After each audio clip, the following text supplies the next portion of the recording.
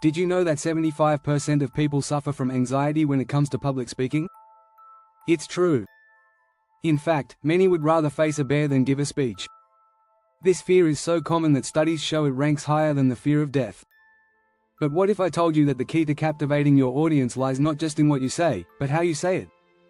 Welcome to the hidden psychology behind audience engagement. In this video, we'll uncover the secrets that great speakers use to connect with their audiences. You'll learn about powerful strategies that can transform your presentations from forgettable to unforgettable.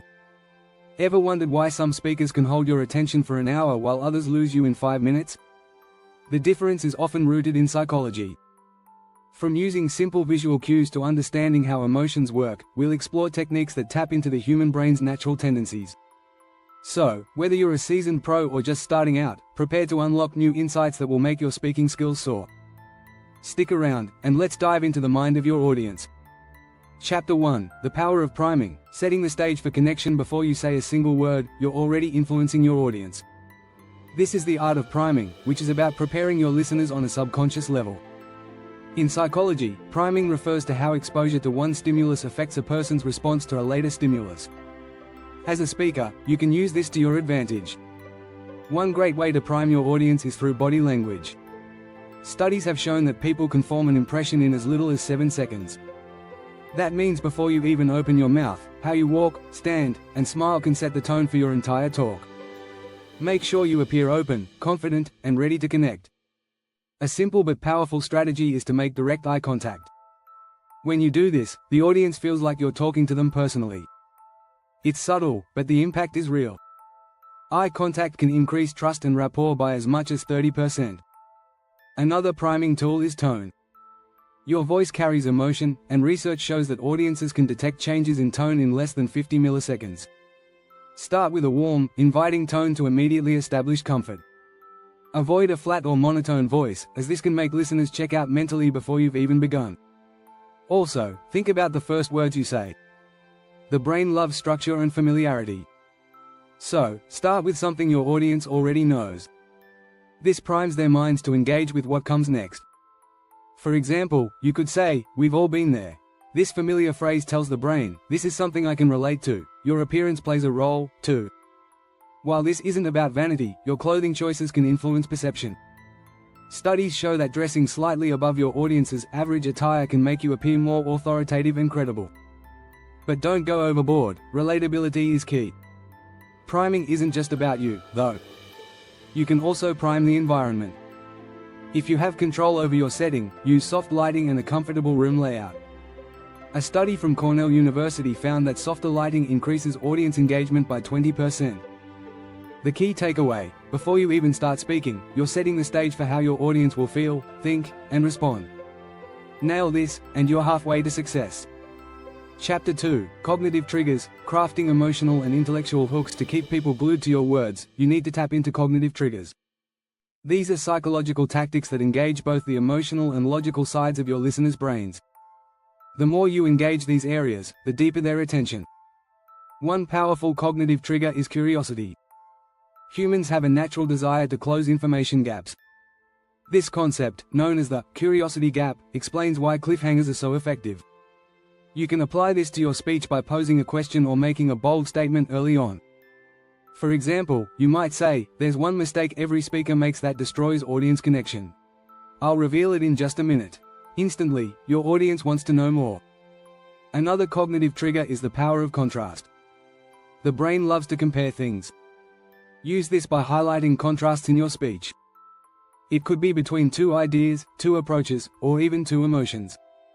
Neuroscience shows that contrasting information lights up different parts of the brain, which enhances retention. Emotions are crucial too. When people feel something, they remember more. In fact, studies show that emotional engagement increases retention by 70%. Don't just tell facts, tell stories that trigger emotions like empathy, surprise, or excitement. A simple personal story can connect with the audience in ways data never will. Speaking of data, here's a cognitive trigger that's often overlooked: people love specifics. Vague statements are forgettable. Instead of saying, "Many people experience this," say, 67% of people experience this. Numbers stick, and specificity breeds credibility. In fact, including a statistic can boost your audience's perception of your authority by 35%. Then there's the surprise factor. Surprises are highly effective because they activate the brain's dopamine system. A study published in Nature found that surprises create a dopamine surge, making the brain more focused and attentive. Don't be afraid to introduce unexpected twists or examples that catch your audience off guard. Finally, use visuals wisely. The brain processes images 60,000 times faster than text.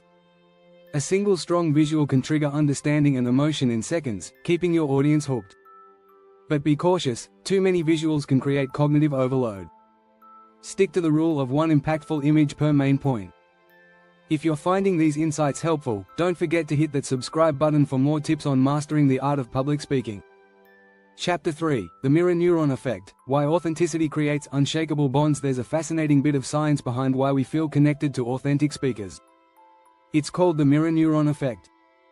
Discovered in the early 1990s, mirror neurons are brain cells that fire not only when we perform an action but also when we observe someone else performing it. In essence, we mirror their experience. So, when you speak with genuine emotion, your audience's brain mirrors that emotion. If you're excited, they feel excitement. If you're nervous, they'll pick up on that too.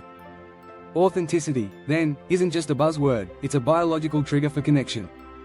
This is why scripted, robotic speeches often fall flat. The audience can sense when you're not being real, and their brains don't engage in the same way. A study from Harvard Business Review found that speakers who are perceived as authentic are 3 times more likely to inspire trust. A practical way to harness this is to share your vulnerabilities. People are wired to respond to vulnerability because it signals honesty. When you show that you're human, your audience relates to you on a deeper level. Brené Brown, an expert on vulnerability, says, "Vulnerability is the birthplace of innovation, creativity, and change." In a speaking context, it's also the birthplace of connection. Another way to activate this mirror effect is through storytelling. Stories are incredibly powerful because they engage both the rational and emotional parts of the brain. When you tell a story that reflects emotions your audience has felt before, their mirror neurons fire up. This makes them feel what you felt, creating a strong emotional bond. Tone and body language play a role too. If your tone reflects enthusiasm and your body language is open, your audience's brains will mirror that energy. But if your body language is closed off or stiff, it's harder for them to connect. Amy Cuddy, a social psychologist, suggests in her TED Talk that simply adopting power poses can not only increase your confidence but also influence how your audience perceives you. Finally, remember that authenticity doesn't mean perfection. In fact, striving for perfection can have the opposite effect. Studies show that audiences find slight imperfections endearing because they feel more relatable. When you embrace your quirks, your audience feels more comfortable doing the same. In short, authenticity triggers mirror neurons, creating emotional resonance. When you're real, your audience mirrors that authenticity back, making them feel more connected to you and your message. Chapter 4, Dopamine Hits, the science of delivering tiny wins. Your brain loves rewards. In fact, we're wired to crave them. That's where dopamine comes in. Dopamine is often called the feel-good chemical because it's released when we experience something rewarding. As a speaker, you can use this to keep your audience hooked by giving them small wins throughout your talk. So, how do you deliver these tiny wins? One way is through call and response. When you ask the audience a question they can easily answer or agree with, their brain gets a quick dopamine hit. For example, you might ask, who here has ever felt nervous before a big presentation? Almost everyone will agree, and just by responding, they feel validated. This quick interaction rewards them and keeps them engaged. Another way to trigger dopamine is by setting up small, achievable goals within your speech. Let your audience feel like they're making progress as they listen. For instance, break down your main message into steps or tips, and as you complete each one, highlight their success. You could say, "Congratulations, you've just mastered the first strategy to becoming a great speaker." Psychologists have found that rewards don't need to be big to be effective. Even tiny acknowledgements can cause dopamine surges that boost attention and memory. This idea is supported by the Zeigarnik effect, which shows that people remember unfinished tasks more than completed ones. By offering small steps and rewards, you keep your audience's brain chasing the next win. Validation also plays a huge role in dopamine release. When you affirm something the audience already believes or feels, they get that rewarding sensation of being right. A simple phrase like, "I know many of you have faced this," can create the connection. It's a subtle form of reward, but it keeps people engaged. Dopamine hits also come from humor. Laughter triggers a dopamine release in the brain, making humor an excellent tool for keeping your audience happy and engaged. Studies have shown that laughter can improve memory retention by up to 40%. So, sprinkle in some light, appropriate humor to keep those feel-good chemicals flowing. If you enjoyed these insights, make sure to subscribe to our channel. We'll be sharing more tips on public speaking and audience engagement. Your journey to becoming a great speaker starts here.